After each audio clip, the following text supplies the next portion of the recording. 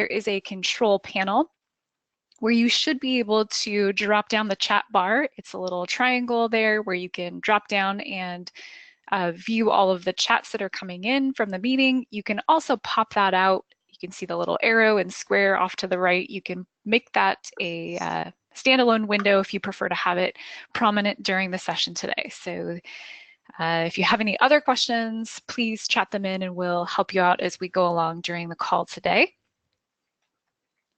But we appreciate you all being here, joining us for the Make Meetings Matter webinar.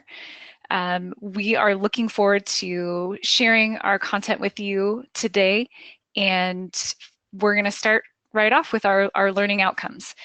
So when we think about time being the currency of the 21st century and having organizations spending millions, if not billions of dollars a year on people attending meetings, with every individual in almost any organization attending a significant number of meetings, if you just think about how much time you'll spend in meetings just this week, I added mine up, it's about 15 hours. And that is probably on the low end. On average, professionals spend about 25% of their time in meetings of one kind or another. And as you move up in the organization, department managers are likely to spend about 40% of their time, and executives typically spend about 80% of their time in structured conversations. Meetings can be a platform where significant work gets done, or they can be a colossal waste of time. During this webinar, we want to share our leading practices for leading effective and meaningful meetings. And as a result, you're going to have the tools for creating focus, surfacing and clearing obstacles, developing common understanding, and generating committed actions in your next meeting. One of the things we really believe in is getting everyone's voice in the room within the first 3 to 5 minutes. And so we want to do that right now. Please use the chat box and share sort of what resonated with you when you were listening to Nicole as she was sort of sharing the focus and the purpose and the outcome of our meeting. What resonated with you when you were listening? Or go ahead and share, what do you hope to receive from this webinar? You can use the chat box and type it in. Give us a little bit of feedback so that we can ensure that you are engaged and that we are both having a relationship, a conversation back and forth with each other. And as you're typing, I know one of the biggest things for me as I was listening to Nicole was this idea of how much time we spend in a meeting. And oftentimes they can seem like an interruption. And so it's really good to start to think about how we can be stewards of everyone's time that we lead. Thanks, Amy, for sharing. Amy said that she hopes, let me pull this down here a little bit. She also agrees, and she says that meetings consume a huge part of her day. And so she wants to ensure that her day is effective. Danielle said that she really wants to feel like she's lacking a lot of effectiveness in meetings lately, and she wants to think about ways that she can ensure that everyone gets what they need from their meeting. Michael said, definitely, again, time is the currency. It's a big thing. And Emily would like to learn strategies that she could share with other leaders in her organization just to enhance productivity. So not only is it time coming into it, then we want to ensure that we're getting that productive result at the end. Thank you, everyone, for sharing. I appreciate it. Yeah, those are such great comments, and it resonates so much with what we're going to be talking about today. Now that we've got to meet some of you through your comments, I wanted to take a moment just to introduce the two of us and the rest of our organization. At the Jorgensen Learning Center, we are a team of experienced leaders who specialize in performance consulting, facilitation, and executive coaching. I'm Nicole Lyons, and I'm joined today by my colleague, Julie Wise, and we will be in learning with you during this webinar. So we use the term JLC, it's easy to say, but the full name of our company is the Jorgensen Learning Center, and we are a proven organization that has worked for over 30 years of experience with a variety of clients, including government institutions and military organizations. We've worked a lot with universities and school districts, and also Fortune 50 companies and privately owned businesses. So we really are experienced in enhancing the capacity to learn and lead in today's fast-paced climate. All of our services are designed to enhance the leadership capacity to create a culture of psychological safety, continual learning, and trust in order to develop these high-quality relationships that produce results. No matter what your challenge is, we believe that your solution begins with a conversation. So if you're not having a conversation, then you're not working toward that solution. Hopefully today and in all of our workshops and organizational development programs, we're really built on these three foundational tenets of adult learning and leading. And you can see those off to the side. Conversation is the relationship. Conversation is the natural way we learn, and self-reflection produces change. Off to the right, you'll see what we call a success circle, and that comes from the work of Peter Senge and Daniel Kim at MIT. And these are interconnected loops where research has suggested that when you enhance the relationship, you enhance the conversations you have. And when you enhance the conversations, you create space for more collective thinking and the best thinking to rise. And when the best thinking arises, your planning and action become much more aligned and productive. And that then in the end ends in the result. These play a role in every initiative, from developing your people to creating adaptable and innovative environments, to attracting and retaining top talent, and of course, to achieving your quarterly and yearly goals. Yeah, that's fantastic. And what we're going to talk about today, the four-step meeting process, is part of that success circle. It's an invitation to be more intentional about what you would like to accomplish in each meeting and conversation you lead. It's not just about formal meetings. It can be one-on-one conversations. It can be stop me in the hallway conversations. These tools and practices that we're sharing today were developed to make meetings and conversations spaces that build, as Julie mentioned, that psychological safety and trust, and contribute to your strategic priorities and results.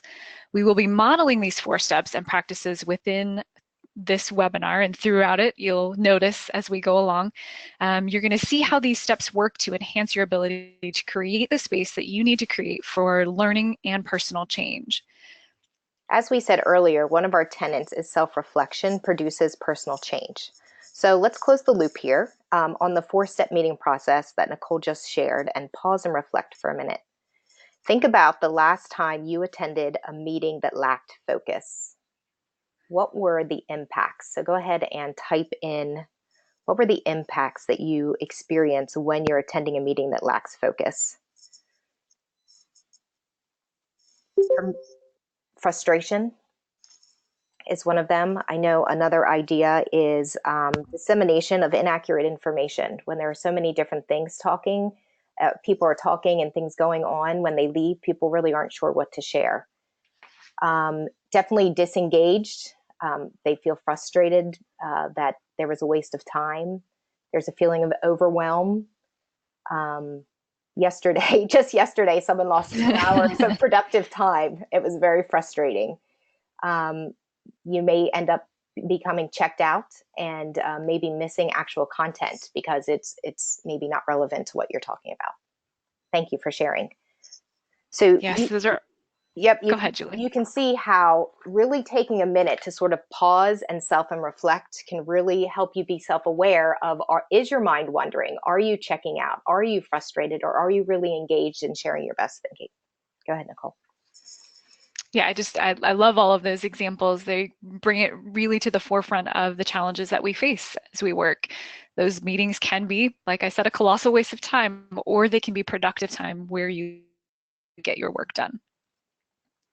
So that brings us really to our first step in the process, and that is to create focus.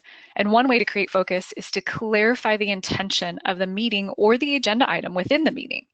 And you can do that by creating a context, a purpose, and an outcome.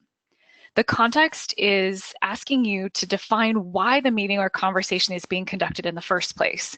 It's also an opportunity for you to connect why you're having the meeting back to larger business goals and strategic priorities. So you can show that what you're doing right now in this meeting connects to the bigger picture. You also want to define your purpose. And your purpose should answer some key questions. It should be answering, what do you want the participants to learn and understand as a result of the meeting? You want to answer the question, what understanding needs to be built during this discussion? Do you need dialogue, or is a decision needed? You need to think about what the purpose is of that meeting. And then also you want to be able to answer what you need. You're going to lead this meeting, and what do you need to know and understand as a result? And then, of course, outcome. You want to make sure that all participants know what they need to do or do differently at the end of this meeting. Using the CPO at the beginning of any conversation or meeting creates the discipline of developing shared vision rather than an individual one. We want to take a few minutes to provide some examples. So when creating a focus or CPO, you could simply use 3 sentences. So it doesn't take a lot of time out of your meeting, but it is really a game changer in allowing everyone to get present and focus on the relevant purpose of the meeting. So if I was going to create a CPO for the webinar today, it might sound something like exactly like you can see up there on your board. Today, we want to enhance our ability to design and facilitate effective meetings that are focused, creating space to surface issues, engaging in candid conversations, and consistently generating committed action to produce the desired result. The purpose of our webinar is to learn concepts and practical tools that will enable you to hold productive conversations, inviting all members to collaborate effectively in any meeting of any size. At the end of our webinar, each of us will know how to implement the 4-step process for your next meeting. Now, keep in mind that this is a little dry, but the focus is definitely important. And so you can switch it up. You don't have to always use this 3-sentence framework each and every time. You could use an image, a video, an object, a song, even a poem, anything that sort of can connect and capture the attention of everyone right away for the meeting and remind everybody of why they're here. For example, here's an image that I've used when working with school districts. And this is a really powerful image and sometimes a little disturbing, but it really has an impact. And my context, purpose, and outcome for this would be, we're here today to think deeply about the power of our words. The purpose of our meeting is to notice how you or your students use language of shame or guilt. We will discuss how to create self-awareness and shift our language to focus on possibilities and innovation. By the end of our time together, you will have tools that will enhance your capabilities to have powerful conversations so that you can make a difference in your own life and the lives of people around you. Yeah, that is a really powerful image, Julie. And I think one of the things that I find so powerful about it is that it captures that attention, right? And it gives you that clear understanding of what it is that you're going to be talking about and why you're attending the meeting in the first place.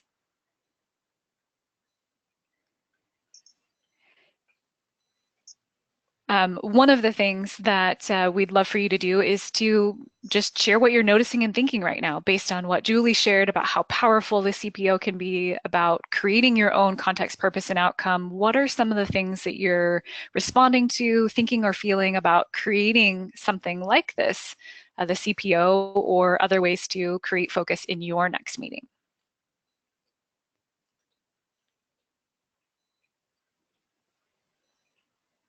And as you're typing in, I wanted to share a CPO success story. I worked with an executive team that practiced using CPOs for every meeting and every agenda item within their meetings. So if you wanted to be on their calendars, you wanted time with them to present to them or share information with them, they asked you to provide a CPO. And this began to create a different level of focus for their time. Having to create that CPO, really think through what is the purpose, what is the context, and what do you want people to know and understand as a result of presenting or coming to this meeting. It forced people to consider whether they needed to share this information in person or whether it could be sent in an email, and made sure that that conversation was going to be really meaningful and powerful. They found that everyone attending their meetings were much more prepared, and they spent a lot less time repeating conversations and covering information people should already know. They could get right to dialogue, and the meetings became a space where they conducted more meaningful work. Yeah, I'm so glad that you shared that success story. And it's so simple. Like, it doesn't cost any money. It doesn't really take away any time in a meeting. It's just 3 sentences. It could be even just 1 minute of your time. And I want to share some of the ideas that we're getting from everyone else. Thank you, everyone, for responding. We're getting some wonderful ideas. So we have people here that are saying that they actually have a new awareness, that they actually need to do a better job of letting everyone know exactly what they hope will be the outcome of the meeting. So that's great. A lot of times we assume that everyone knows what we want them to do after the meeting, and oftentimes they don't. So simply by really ensuring that there's a common understanding of why we're here and what we hope to get out of it can definitely improve productivity. Amy said she wishes everyone in the organization was on this webinar. So Amy, good news. We are recording it, and we will be sending an email out to you probably tomorrow with the replay for you, so you can feel free to share it with everyone in your organization. Billy was saying about how it's really important to understand how people might respond and the pushback that might come from the focus of your meeting. Danielle also talks about really making it clear exactly why everyone is here so that everyone can be heard. Michael said that this is awesome timing because he has a meeting coming up, and it's important to remember that words matter to stay focused and stay on track. The CPO definitely will keep everyone in line and stay focused on those higher important agenda items, and definitely having this approach to ensure that every single meeting is meaningful is important. So thank you very much. I love those ideas, and I'm glad to see that everyone's finding some use already with the very first step. Yes, that's fantastic. I love that. And I love that you're going to be sharing this out within your organizations. It is something that can spread a little bit like wildfire once people understand that you have the tools and the ability to create this level of focus for the meetings that you can conduct. It becomes very powerful. All right, so I appreciate that. So we're going to move on now to the next step, which is surfacing and clearing obstacles. The second step in this process really gets to the next piece. After you create that clarity and focus, you do have to make sure that the individuals that are attending the meeting understand it and are engaged with that. And research and conventional wisdom tells us that people who come into meetings have many different things on their minds, which makes it difficult to stay present and listen and contribute fully. These distractions are called cognitive noise, which is the ability to physically engage in one thing while cognitively thinking about something else. I know for me, sometimes I can feel like I spend my whole day in this state. But as a meeting leader, you can surface and clear distractions by inviting each person to notice what is currently keeping them from being fully present in the conversation. Research suggests that when this is done within the first 5 minutes of a meeting, people are able to get present and commit to contributing their best thinking. So as you guys were sharing in all of the meetings that you're coming up to attend, your 5-day working meetings, your planning meetings that are coming up, you can simply take 1 or 2 minutes at the beginning of the meeting to ask a surfacing question and then invite people to share and engage with one another. And you can see what the shifts will be as they take place and how people will engage differently with you in your meetings. And in addition to clearing that cognitive noise at the beginning of meetings, there are other things that you can do as well to continually do that surface and clear obstacles throughout your meeting. We're going to talk about 3 of the possibilities, and I'm sure there's many more. But again, as one of our tenets is conversation is the natural way we learn. And when you think about meetings for yourself or others, oftentimes they walk into a meeting and they think, oh, here we go again. Someone's going to talk at me. No one's going to listen to what I have to say. And you're instantly shut down.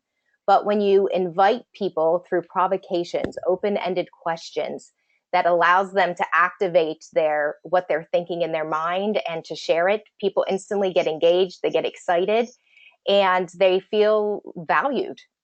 They feel like a valued participant in the meeting and that they have something to offer. So if you look at the first one, surfacing schema, we've been doing that a lot. And cognitive research suggests that when you activate old information that's already in long-term memory, it's much more effective to link the old information that you already know to the new information. I'm sure you've been in situations where you've introduced somebody, you've gotten to know their name, and the name went in one ear and out the other because you never took time to sort of stop and surface your schema about how you're going to remember the name. It's really, really important when you're in meetings to invite people to activate that schema. What is it that you already know about this topic? Almost everyone who attends that meeting is an expert in something, which is why you've invited them into the meeting to begin with. So you want to ensure that you acknowledge and respect their expertise by asking them, what is it that they already know? And it could be about a topic. It could be a definition of something. It could be an example. We've been modeling these surface schema questions or provocations so far throughout the webinar. Another one that we oftentimes miss is creating connections. We come into the meeting, we do the meeting, we leave the meeting, and we never take a few minutes to really get to know each other, to develop our professional relationships. Remember back into that success circle. When you are enhancing your relationships, you enhance the conversation. So within just a 1 or 2 minute turn to somebody really quickly, or stand and talk to someone you normally don't talk to, and get to know them a little bit. And it could be something simply as, share something unique about yourself, or share something you're celebrating, or share something you're proud of. In coaching sessions, oftentimes we start with a win. What's a win that you have? It could be about what's coming up. So what are you looking forward to doing over the weekend? Or if you have a meeting maybe on Monday, you want to share what's one thing that went really well this past weekend.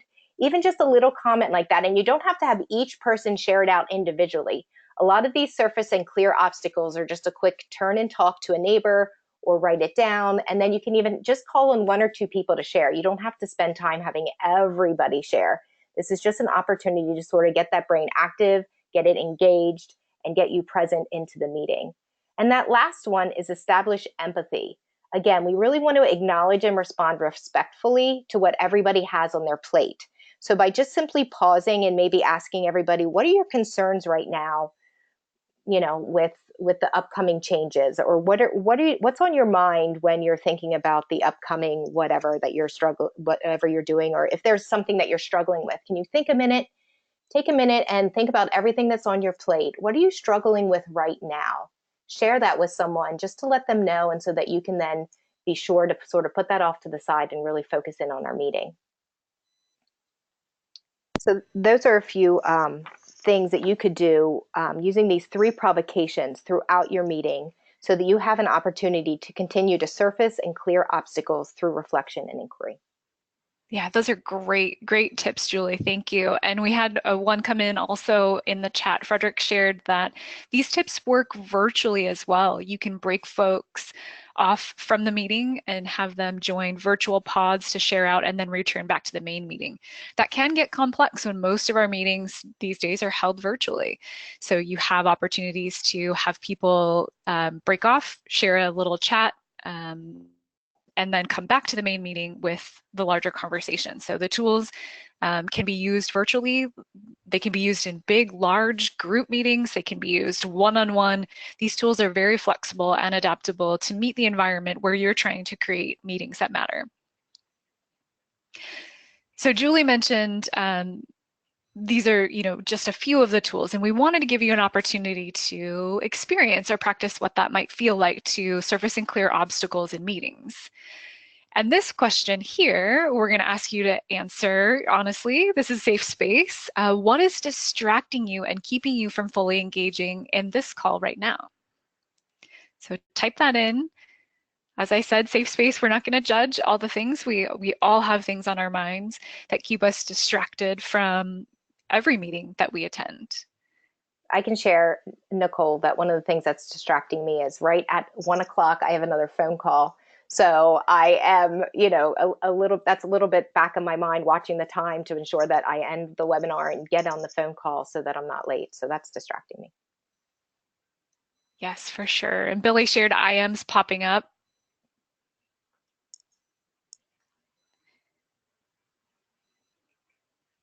Meetings popping up, or meetings coming up that have a lot of emotion. So anticipating future obligations. Oh, your upcoming wedding. Congratulations, Danielle. All the things. Yes, so many details in planning a wedding. Yeah, there are so many things running through the minds of every participant of every meeting. So you can use all of these strategies, some of them to help surface and clear away those obstacles, that cognitive noise that we all experience, and help people to be more engaged and recognize that this is a whole person coming into your meeting. They're here not only to participate in what you have to share, but they have a whole lot to contribute to other things as well. So it's almost a recognition of this is the whole person, and we can surface and clear those things and recognize all of the things that are happening for each person, and then also get down to the business of what we came to this meeting to do.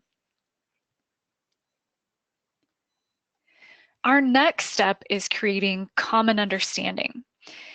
So here is an opportunity and this is a step that is often skipped. It's really an opportunity to create common understanding. Make sure that everyone that's attending your meeting is on the same page, that you have the same, you're hearing the same information the way that it's intended to be heard, and that you have what you need to move forward at the end.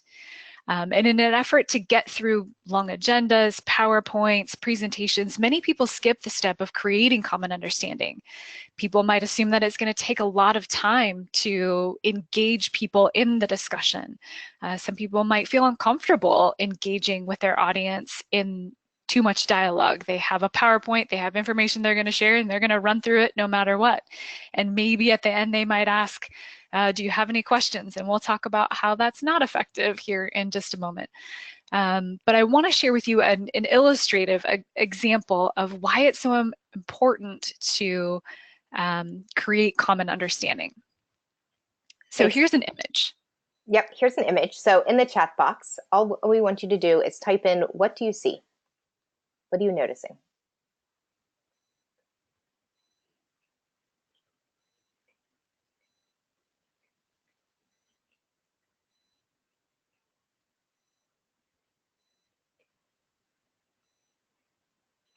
Frederick says a forest. Yeah. Pine trees and Pine fog. trees. Yeah. A rock among trees. Trees, persevering, beauty, calm, rock, trees, moss. Yeah, absolutely.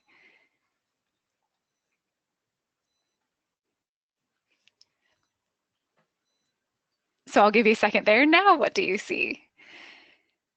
So when we fail to create common understanding, people will have different interpretations of the information that you've shared. This is the same entity. You can see a forest, or you can see, yeah, a beautiful bonsai. So if I'm not clear about what I want you to know and understand, and I'm not checking for your understanding, then we may see different things. If you saw trees and forest when what I intended for you to see was this beautiful plant, you can expect that there will be additional conversations that need to be had, maybe even course corrections, which will ultimately result in more time spent. So creating that common understanding is a really essential part of how you conduct your meetings. I really like too how Emily put beauty and calm. It's interesting to look across the different things that people are looking at. And, without ever even meeting Emily, I can, tell by the way that she responds, what she's looking for, maybe what's important to her, how she's feeling, how things look.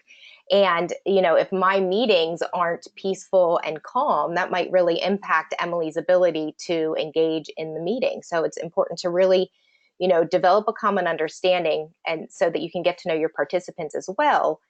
So you're creating a space so that everyone feels safe and enjoys their time with you. Yeah, it all comes back to that conversation being the relationship. So for common understanding, some tips that you can use to infuse this into the meetings that you lead. The first best practice we have is to limit the amount of data that you share at a time. So 3 to 5 pieces of information is what research shows that adult learners can hold in their working memory at a time. So when you're sharing information, you may have a lot more than 3 to 5 pieces to get through during your entire meeting, but it's important that after you share 3 to 5 concepts or big pieces of information, you invite some engagement. You ask some questions like, what resonated with you and why, or what are you thinking or feeling or reacting to right now based on what I shared? So you're giving those three pieces of information, then you're inviting some level of engagement where you have the opportunity to create that common understanding, where you have that opportunity to create clarity around what it is that you want people to know and do. And that's where the feedback loops come in as well. As I said before, asking, does anyone have any questions, is not a feedback loop. Being really intentional about giving people space to process the information that they've learned, and then asking, what questions do you have? Or even questions like, what do you see differently about what I just shared? What are some things that you would do, that we're missing from what was just shared? So there are a lot of different questions that you can use to generate this sense of common understanding so that people feel engaged in the topic, they have opportunity to process it, and then you have that opportunity as well to create that clarity and common understanding. I know one of the things that really I needed to get used to was this idea of silence. And we've been trying to model that here. Sometimes it feels awkward. Who's supposed to talk? Why isn't anybody talking? Did I lose the connection? But silence is really, really important when it comes to this idea of common understanding, because some people need a little bit more time to think, and some people need silence to think. So that's just another idea that you could think of. And we'd love to hear for you. What is coming up for you when you're thinking about this idea of common understanding? What is one thing that you're going to do differently in your next meeting to create a sense of common understanding? We'd love to hear from you.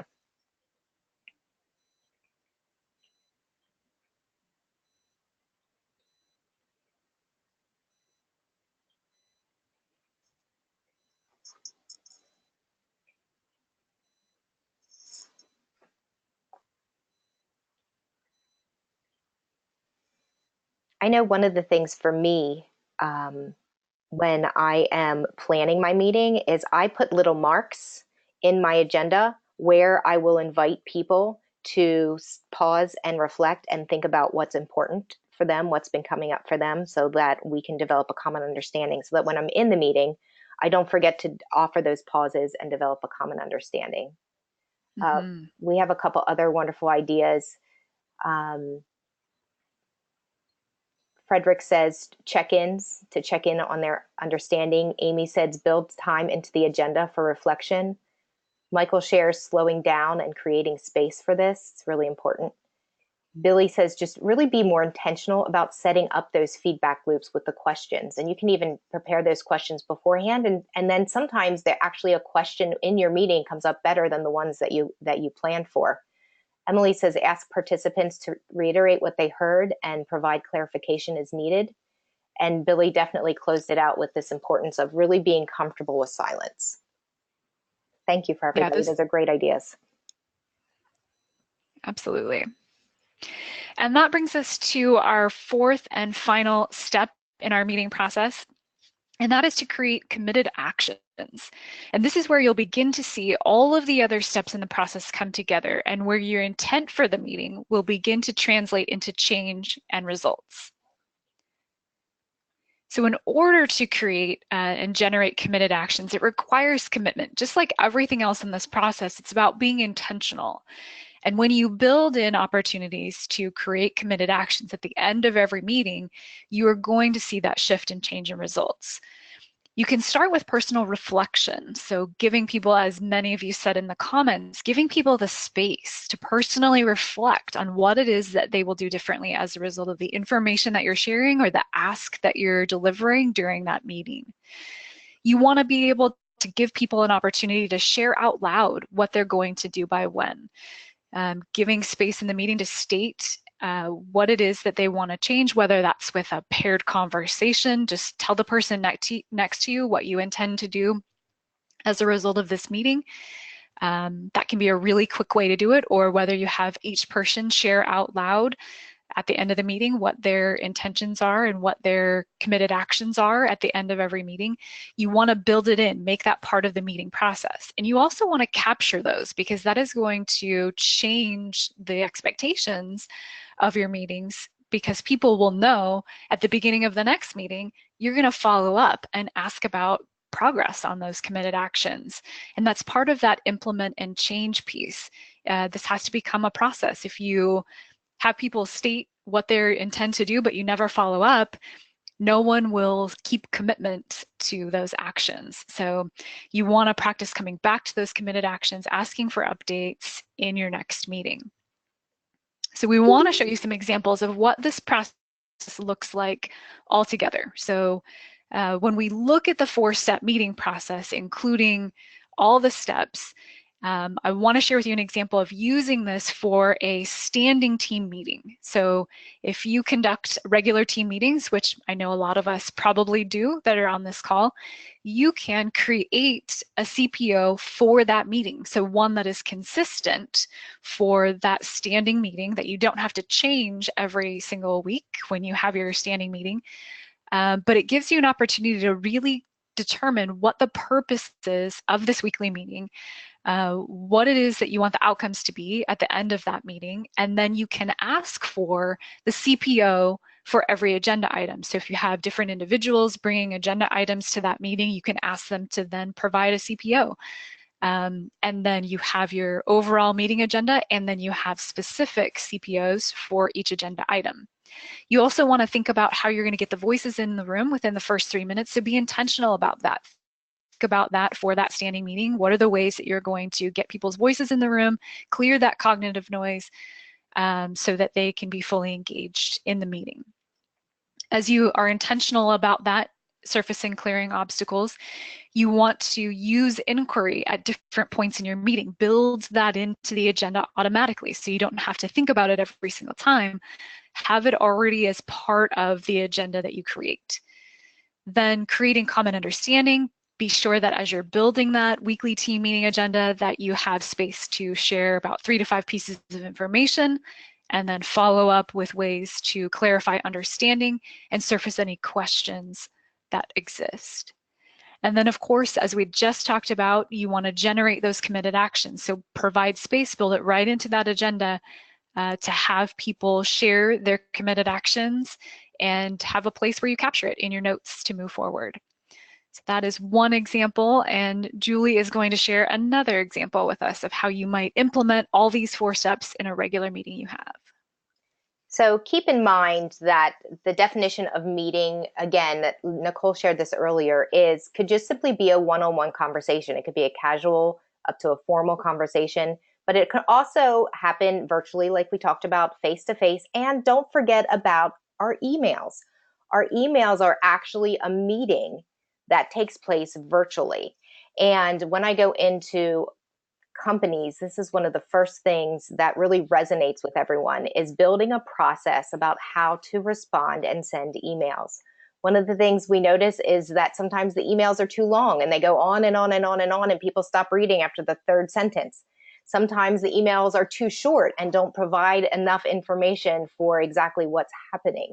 So if you look at this and start to think about the emails that you send, you can start the email with a CPO. Why are you sending this email?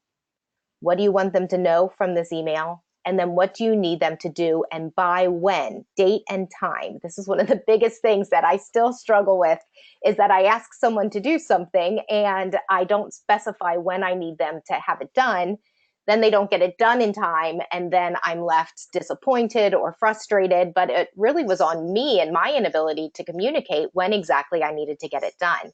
So keep in mind that an email only possibly needs to be 3 or 4 sentences. And if everyone in your organization really commits to using a CPO and an email, just think about how much more effective your communication will be and how much less time you'll spend trying to decipher what exactly the purpose of the email is or why to send it out.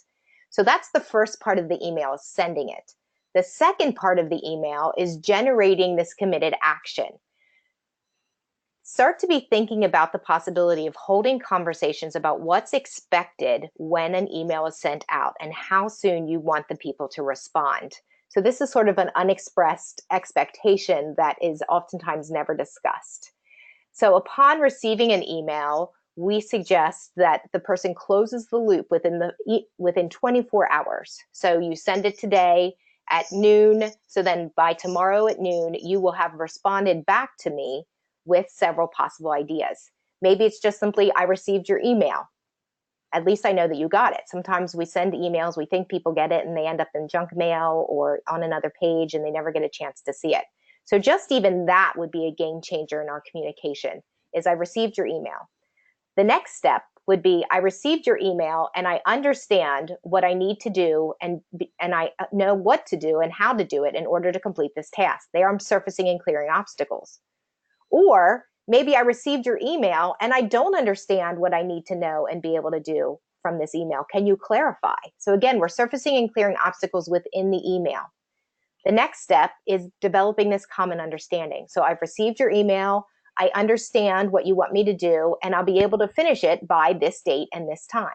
Or maybe I've received this email. I understand what you want me to do. However, I can't finish it by this time because I'm going on vacation and I won't be able to be there. Can we agree to adjust the deadline?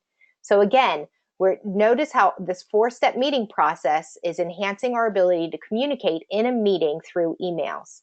And then finally is this commitment to integrity, that I will contact you the instant I'm confused or I cannot meet the deadline. Because oftentimes we send the email, they make the commitment, and then we sit and we wait until until the due date comes. And oftentimes we don't hear anything until the due date has passed, when we could have talked earlier and tried to problem solve and work together. So hopefully that gives you a little bit better of an idea of how this 4-step meeting process can be used anywhere, in a phone call, face-to-face, virtually, in a weekly team meeting, or even through an email. Yeah, that's great. I love that this can be used in really any one-on-one conversation. Anytime you're trying to communicate something important, you can come back to these steps and see what's applicable and what feels right for you to be using. We had a question come in from Billy asking about limiting the agenda items to 3 to 5 topics. And what we're really talking about there is providing space after 3 to 5 concepts have been shared. So you might be talking specifically about a new rollout. You might give 3 to 5 pieces of information about that rollout and then have an opportunity to close the loop. Give people an opportunity to engage with what they just heard before you move on to the next 3 to 5 topics or 3 to 5 concepts. So does that help, Billy, understanding a little bit more about what we're saying there? So you can have as many agenda items as is necessary for your meeting. Just be intentional about how it is you're sharing the information. 3 to 5 concepts, and then have a point where people engage with what you've shared. At the same time, Nicole, I want to share that it is one of the impacts when leaders are starting to implement using the CPO. They've said that it really helps them validate and decide what agenda items go in the meeting. Sometimes they just stick with the same old stuff over and over and over again when the focus has changed. So again, that CPO really allows you to decide what agenda items need to be on the meeting. So Billy, we go back and you say, should you only have 3 to 5 agenda items? Sure, as long as those 3 to 5 agenda items are in alignment with what your focus is. Yeah, absolutely. And if you can't come up with an effective CPO for your agenda item, that's a good indication that maybe there's another way to disseminate that information, and you should save the time when you have opportunity to engage in dialogue with people for the topics that need it. Yeah, absolutely. All right, so now that you've heard each step of the 4-step meeting process and some examples of how you can use them in action, we want to ask you to share what tools, practices will you use to lead your next meeting based on what we've shared with you today.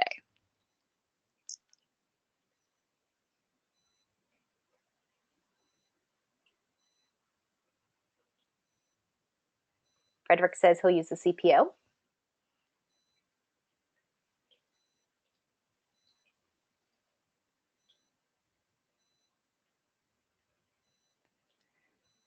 Yeah, I'm already going through my mind and thinking about my next couple of meetings. Do I have a CPO? Is it an effective CPO? What are things I need to even build into my own meetings that maybe I'm reminding myself of today? Yeah, Emily brings up a good point about reflection time, journaling perhaps. Yes, we didn't talk about that today. There's so many different ways to use that reflection time. But journaling and research shows that taking that time to write things out physically by hand actually generates a space for more effective and more innovative ideas. So journaling, definitely, you could use Post-it notes and have them write their committed action on a Post-it note. And as they walk out the room, it's sort of like their ticket out the door. They put that Post-it note on the door. 3x5 cards, any type of reflection beyond just simply talking is very effective. So thank you for bringing that up. Frederick suggests that he really likes this idea of checking in for understanding during the meeting to ensure that everyone's on the same page. And Amy said that she'll provide an agenda and make sure that participants leave with a clear picture of action items. But providing the CPO ahead of time could actually step up the meeting more effectively because people are prepared to come with ideas and engage in the content. And Amy, I agree 100%. That's an absolutely fabulous idea. The sooner you can send out that agenda with the CPO, then everybody is prepared and comes with some ideas. That's great. Michael says he's going to use the CPO and he's going to schedule space for the common understanding. And Billy said that he's been using the CPO for years after working with Ray, but he loves the refresher and the reminder to commit to action and reflection at the end of the meeting. That's great. Thank you guys for sharing all of your committed actions there. Another one coming in, loving the CPO, especially for emails. A lot of times meetings overflow into talking about emails that were unresolved. Yeah, absolutely. Definitely some practices there that you can leverage to be more effective in those spaces. Well, we appreciate you sharing in all of those things that you intend to apply. These tools and resources will be available to you, as Julie shared earlier, at the end of this call, where we'll probably send that out tomorrow, recording of the call, as well as some additional resources that will help you to apply some of the things you learned today to your future meetings. If you found value in what we talked about today, wanted to highlight some of the other services that JLC provides. We do provide that overall culture consulting to organizations. We provide services to help create effective learning organizations, and we do provide executive coaching services. What you heard today, this Make Meetings Matter webinar, is one element, one hour element of a larger workshop that is available. We do have professional development programs that you can bring into your organizations around the topics of leadership with fitness, about enhancing your presence and awareness. Of course, Make Meetings Matter, designing effective meetings that produce results, leading change through conversational leadership, enhancing strategic and systems thinking through conversational leadership, and inspiring innovation and leading teams through shared vision, plus customized workshops for any needs that your organization has in the organizational development space. We invite you to stay connected with us throughout all of your learning that you had today. You may have questions, so we're open to connecting with you to learn more about that. Our email addresses are here, as well as ways that you can connect with us and follow us on social media. We've been sharing a lot of this same content there, so it is intended to be a space where you can learn and engage with our concepts on a regular basis. Sign up for our newsletter. That's where we're going to be sharing more information about what we have to offer and news about our upcoming monthly webcasts. You can go ahead and register for next month if you're interested. This will be the Leadership with Fitness call, so the link is there. We'll be sending out more information on that as well. So I really look forward to connecting with each of you and staying and learning, and remembering that if you want to change the results, you have to change the conversation. So change the conversation, change the results. And Julie, anything you'd like to add before we sign off and say goodbye to our guests today? I just wanted to say that Billy sent a message that said a lot of his colleagues had trouble getting in because of security firewalls. And yeah, that's definitely something that happens when you're first time joining the webinar and that sort of thing. So Billy, I just want to let you know that we are recording this. We will send it to you with a link, and you'll be able to share that with everyone who wasn't able to attend. So keep that in mind with your colleagues when you're thinking about joining a GoToMeeting in the future. You definitely want to try all the links to ensure that you can get on it, and you can always call by the phone too. So if you have trouble accessing it via your computer, there is a phone number that you can call and join that way as well. So hopefully that will help future. And you have my contact information that you can email me or text me if you are having technical trouble, and we can sort of practice before that next webinar begins. So that's always available as well. So thanks for letting us know that, Billy. Anybody else have any other final questions?